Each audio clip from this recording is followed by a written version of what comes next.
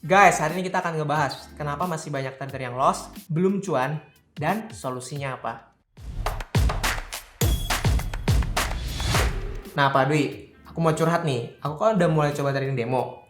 Dari dana virtual 10.000 USD, sekarang udah sisa 5.000 aja. Ibaratnya nih Pak, kalau aku punya 1M, sekarang aku udah hilang 500 juta. Ludes 50% Pak. Aduh, kok bisa ya? Gimana cara tradingnya? Oke, aku share sedikit ya. Cara trading aku tuh sebenarnya gini. Aku kayak cuma buka aplikasinya aja, terus aku pilih produk yang aku mau, terus aku masuk posisi. Nah, aku pantauin tuh habis itu chartnya. Kalau lagi positif ya bagus. Kalau profitnya udah sesuai target aku, udah seneng nih, ya aku tutup. Cuma kalau lagi minus, biasa aku biarin dulu. Dan yang kesalahannya itu yang fatalnya, kadang aku kelupaan gitu Pak. Nah, ketahuan nih, kamu tuh trading tanpa planning, tanpa analisa, ya kan? Hanya mengandalkan feeling. Benar kan?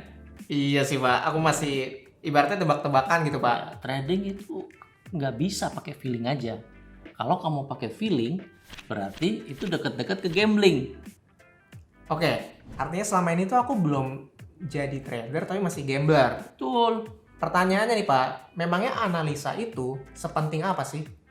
Nih, ibarat analisa itu seperti kita mencari pasangan. Harus dianalisa. Ya kan? Harus tahu karakter calon pasangan dengan kamu. Harus klop. Kalau klop, kan mantep tuh. Ya Iya kan? Pak, benar. Maka dari itu harus kita tahu bibit, bebet, bobot dari calon pasangan. Tapi sebentar nih Pak, aku juga pernah dengar ada pasangan yang bermodal feeling itu bisa trading, emang nggak bisa bermodal feeling juga? Cuma pertanyaannya, langgeng nggak? Ya enggak sih Pak. Ya, kita trading juga kan nggak hanya mengejar 1 kali 2 kali profit doang, tapi kan konsisten. Tujuannya kan ke situ. Profit konsisten ya tujuannya ya. Oke Pak, cuma aku yakin aku dan teman-teman di rumah pasti punya pemikiran yang sama. Kayak kalau mesti belajar dulu ribet-ribet, kapan cuannya? Itu emangnya nggak bisa Pak belajar sambil trading gitu Pak? Memang kamu punya gudang duit? Ya enggak sih Pak. Enggak kan? Kalau punya sih ya terserah, buat bebas-bebas aja trading gitu, hajar aja. Oke, kalau gitu nih Pak, mungkin nggak sih aku tradingnya itu nebeng analisa temen. Maksudnya apa, Nebeng? Jadi kayak sebenarnya akarnya itu dari FOMO sih Pak. Jadi kayak kadang aku pernah dengar temen yang bilang, wih produk ini akan naik nih. Jadi aku ikutin tuh Pak. Hasilnya gimana? Ya ludes sih Pak, hilang 50% yang kayak tadi aku cerita di awal. Tapi teman aku profit. Kok bisa gitu Pak? Memangnya manajemen risiko teman kamu dengan kamu sama? Modalnya sama? Size-nya sama? Karakternya sama? Ya enggak sih Pak, beda ya. Artinya kalau temen aku profit, aku nggak bisa otomatis ikut profit ya Pak ya? Enggak. Karena saya lihat kamu tuh mengejar jalan pintas aja biar cepet gitu, tanpa mengetahui prosesnya. Ya kan? Kamu harus tahu proses seperti apa supaya konsisten tadi.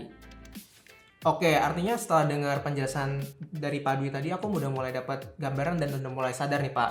Kalau emang kita mau jadi trader pro ya Pak, yang serius itu, proses belajar itu nggak bisa kita lewatin. Itu tahapan yang perlu kita lewati. Tuh. Cuma nih Pak, pertanyaan aku, kita kan udah ngomongin soal analisa. Analisanya itu dari mana sih Pak?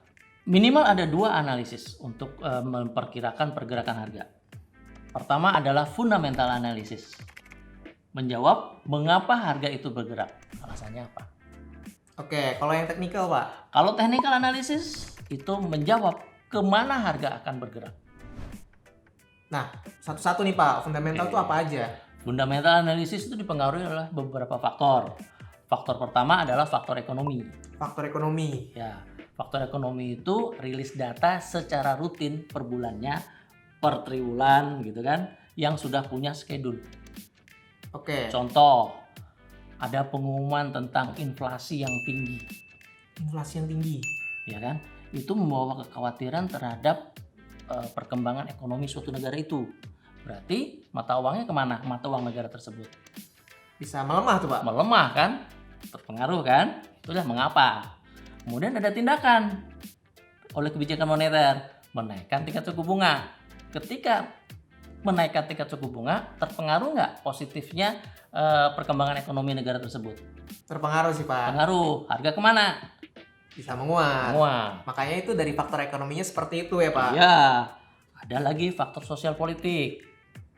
Sosial politik itu seperti pemilu, ya kan? Pemilu berpengaruh tuh Pak. Pengaruh karena ketidakpastian ekonomi yang terjadi ketika terjadi kampanye-kampanye gitu. Oh, oke. Ya. Yang ketiga, faktor eksternal di luar dari sosial politik, di luar dari fundamental. Apa tuh Pak eksternal? Gampang sekarang pandemi. Oh, pandemi yang lagi terjadi sekarang itu mempengaruhi tuh Pak? Mempengaruhi. Karena kan outlook terhadap pertumbuhan ekonomi global menurun. Oke. Terjadinya krisis. Itu dari fundamental analisis. Dari teknikal Pak? Dari teknikal, ketika terjadi fundamental analisis, keluarlah harga oleh pelaku pasar. Naik atau turun kan? Diimplementasikan ke dalam chart. Chart itu bentuk statistik yang bisa dibaca berdasarkan historical data. Oke. Itu yang disebut dengan technical analysis. Banyak sistemnya. Pembacaannya pakai moving average, indikator-indikatornya yang banyak dipakai tuh. Oke. Nah, itu technical analysis. Sebelum kita terjun lebih dalam nih Pak, buat kayak aku nih ya sebagai trader yang baru nih Pak, itu tuh mesti belajar dua-duanya, fundamental dan analisis atau seperti apa? Sebaiknya dua-duanya dipelajari. Tetapi untuk transaksi jangka panjang atau trading jangka panjang biasanya pakainya fundamental analysis karena itu menjawab makroekonomi suatu negara, kemudian potensi pergerakan mata uang itu kemana dalam jangka panjang. Oke. Ya kan? Ketika rilis data dikeluarkan itu bergejolak ke harga secara jangka pendek.